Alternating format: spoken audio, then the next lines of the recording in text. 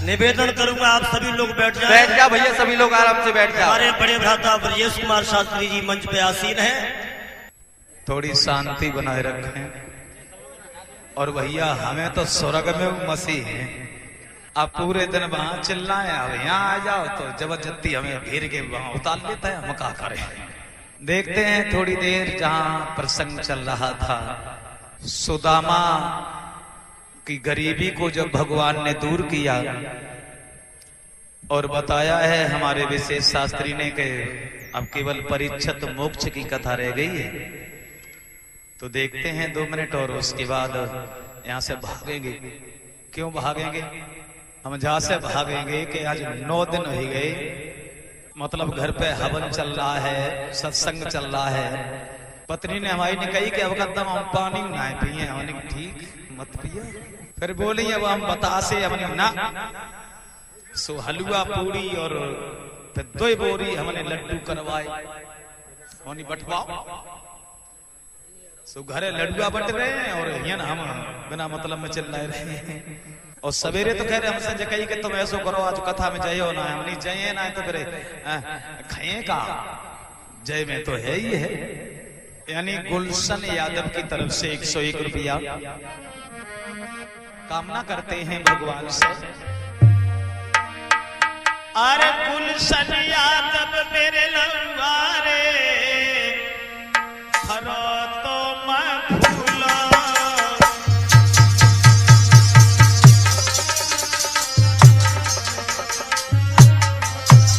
तुम श्री कृष्ण के संग करे पालना में झूला।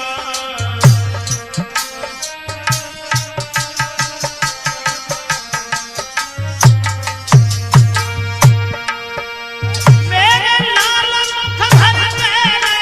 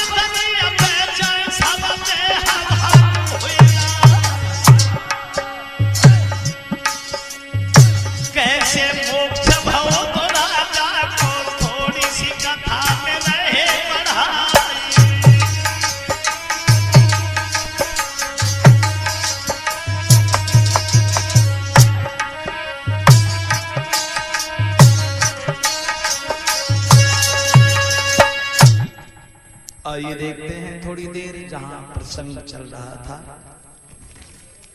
कथा का जहां 7वां दिन था, सबके तिलक लगाए जा रहे थे। महाराज परीक्षित को डसने के लिए तक्षक नाग जिस समय चला तो गुरु धनवंतर जो थे महाराज परीक्षित को जिंदा करने के लिए चले हैं। गुरु धनवंतर 1400 चेला लेकर महाराज परीक्षित को जीवित करने गए।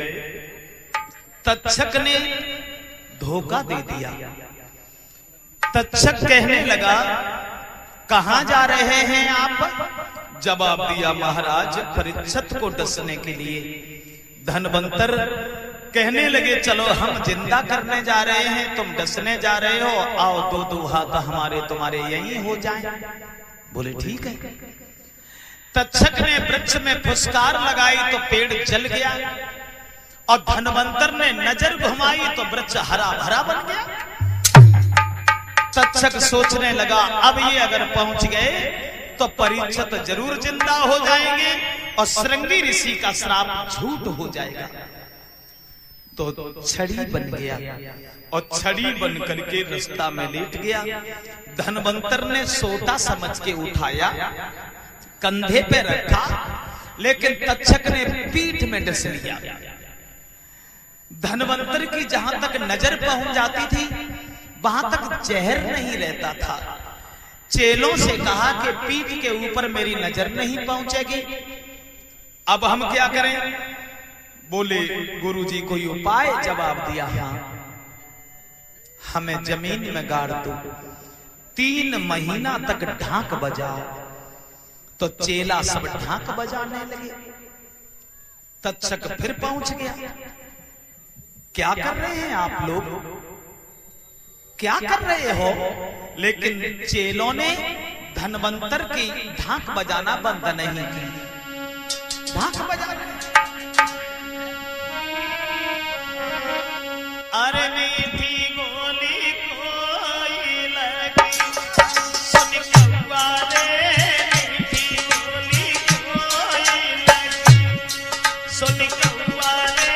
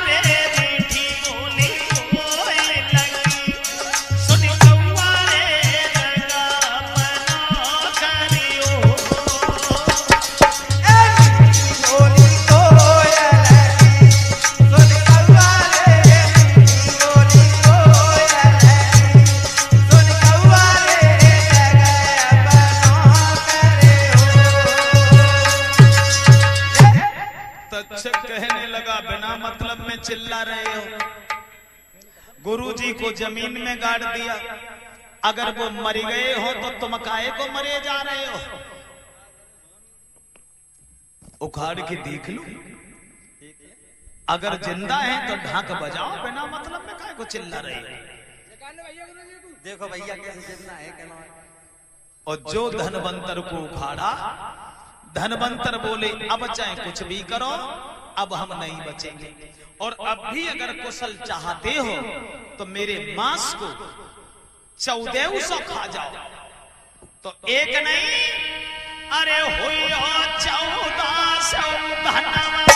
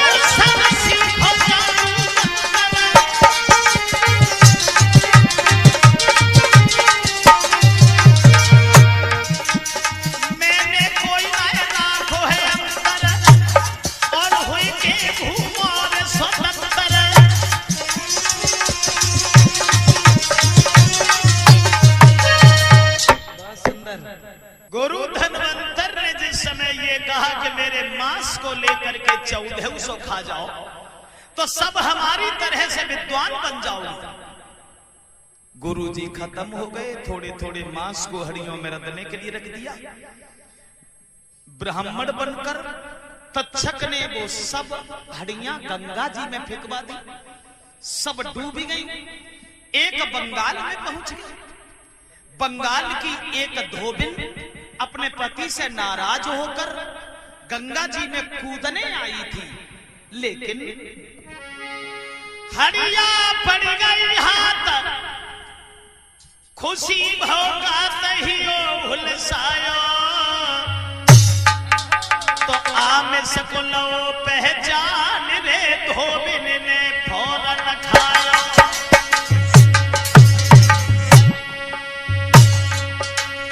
और खाते ही घन एक संगयनो को रंग नजर में आया।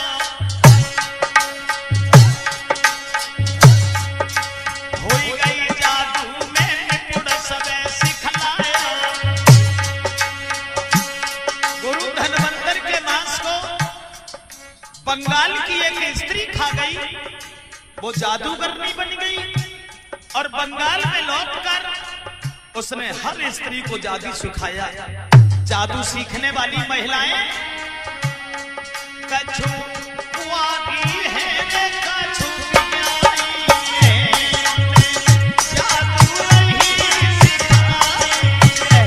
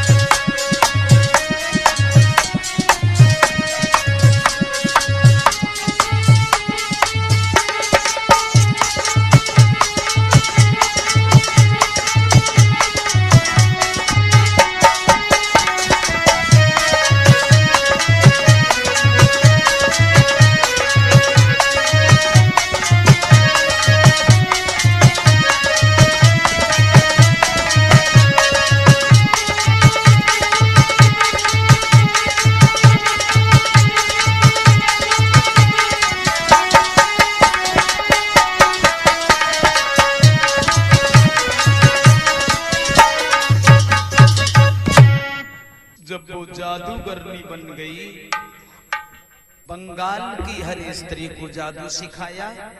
इस तरह से हमारे उत्तर प्रदेश से जादू बंगाल में चला गया और तक्षक नाग महाराज परीक्षित को डसने के लिए फूल बन गया। तक्षक जब फूल बन गया और फूल बन के परीक्षित के हाथ में जब पहुंच गया, नाक तक फूल जाते जाते और पहुंचा काल महीपत का। तक्षक द्वारा देहांत हुआ वहां पर सम्राट परीक्षित का।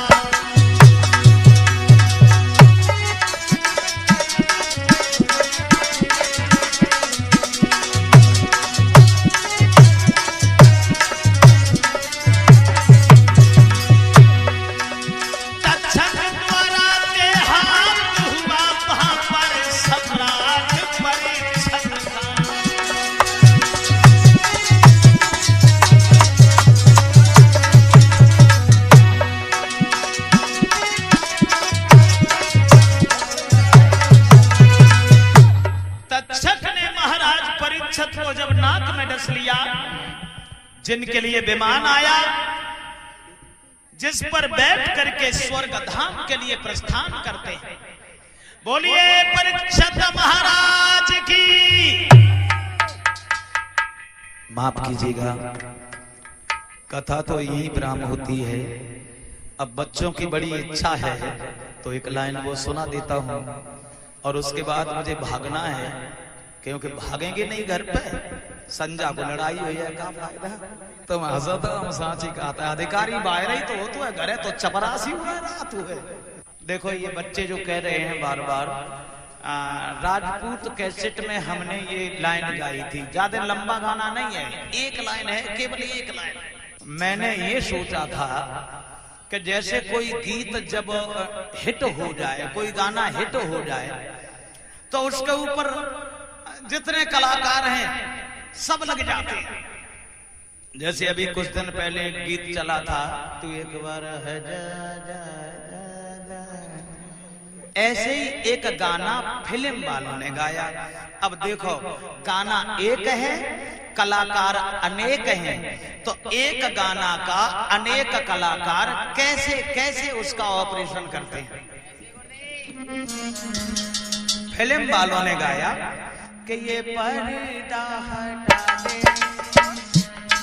जरा मुखड़ा दिखा दे, हम प्यार करने वाले कोई गैर नहीं, अरे हम तुम पे मरने वाले हैं कोई गैर नहीं, हम तुम पे मरने वाले हैं। जो ये गीत गाया, ये गीत इतना हिट हो गया कि बच्चे गली गली में गुनगुनाने लगे। एक लड़की फिल्म देख के आई, स्वामी आधार चैतन्य की कथा चल रही थी, और जैसे ही आरती हुई, लड़की ने माइक पकड़ लिया और वो ही गाना अपनी तर्ज में शुरू कर दिया और गाने लगे, अरे पर्दा हटा दे मैया मुखा दिखाना,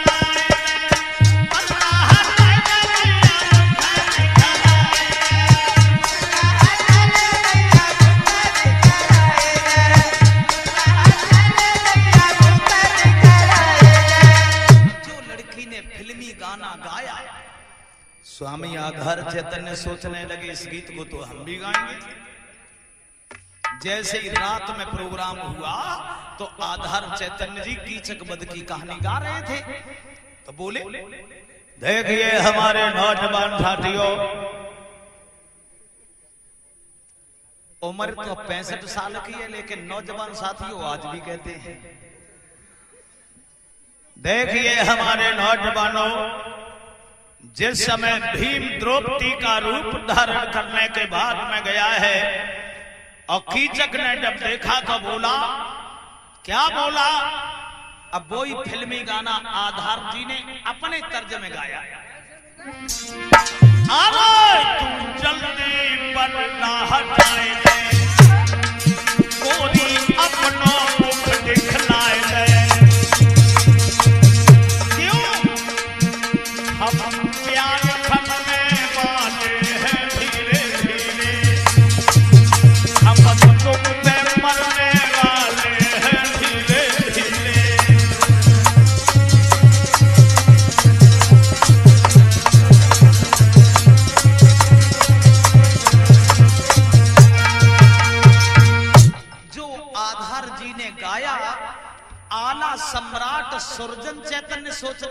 जैसे गुरुदेव गाते हम भी गाएंगे।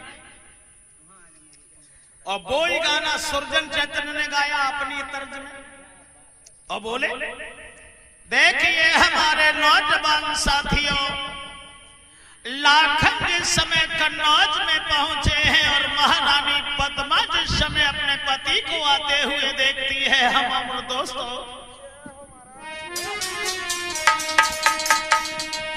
सोई पकड़ी खलाई पथी अपने की गनयान मिले धारी लई है जनिया मोरा पंकजिया ढोर लगी पति बैरिया।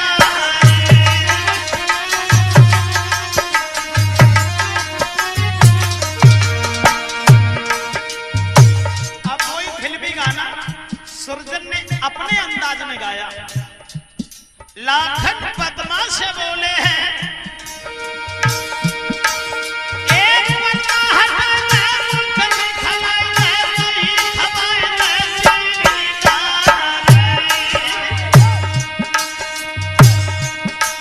मैं कहीं अपने हाथन से कर ली देसी घी की पूरी चारी।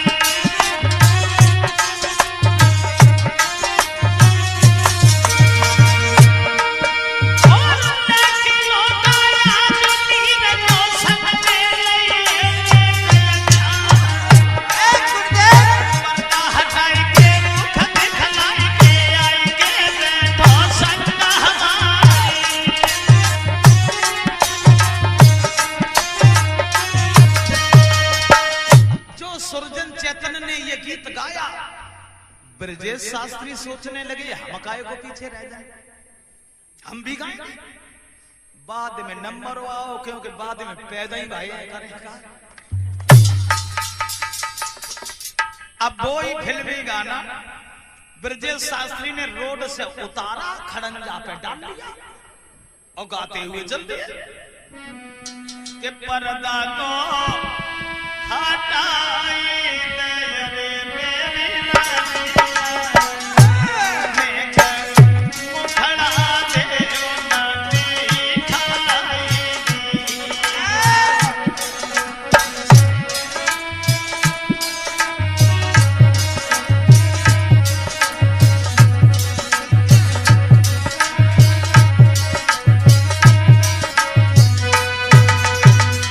माफ करें बहुत जल्दी कर रहा हूं। फिर उसके बाद जे गीत सुन लिया ढोला सम्राट सरवन बाबू ने। अब तो वो दुनिया में नहीं है। 6 मई 2010 को वो खत्म हो गए।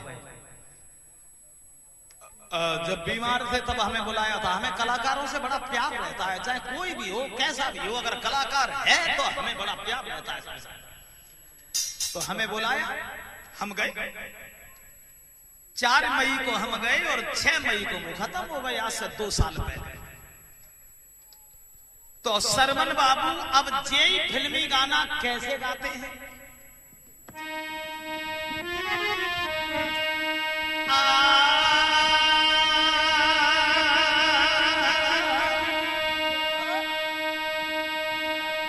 राम वही जन राम बसे और ध्यान वही जो धनी के, आरे तिरिया वही जो पति संग जरे और पुत्र वही जो पिता के।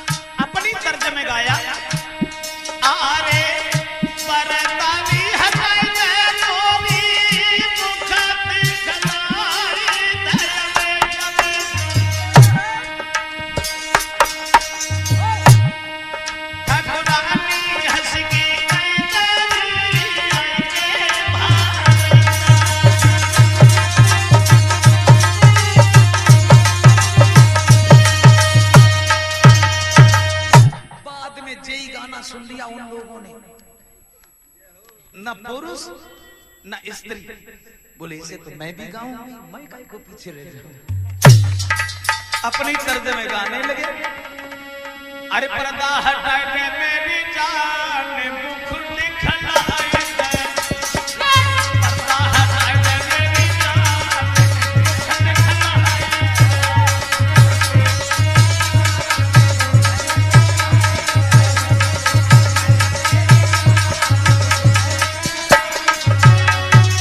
बोलिए वृंदावन बिहारी लाल की। डाली है हरी भरी तो फूल फिर खिलेंगे, डाली है हरी भरी तो फूल फिर खिलेंगे, और जिंदगी अगर कायम है तो कभी फिर मिलेंगे। बोलिए आनंद कंद भगवान की। अब खड़ी हो गई आरती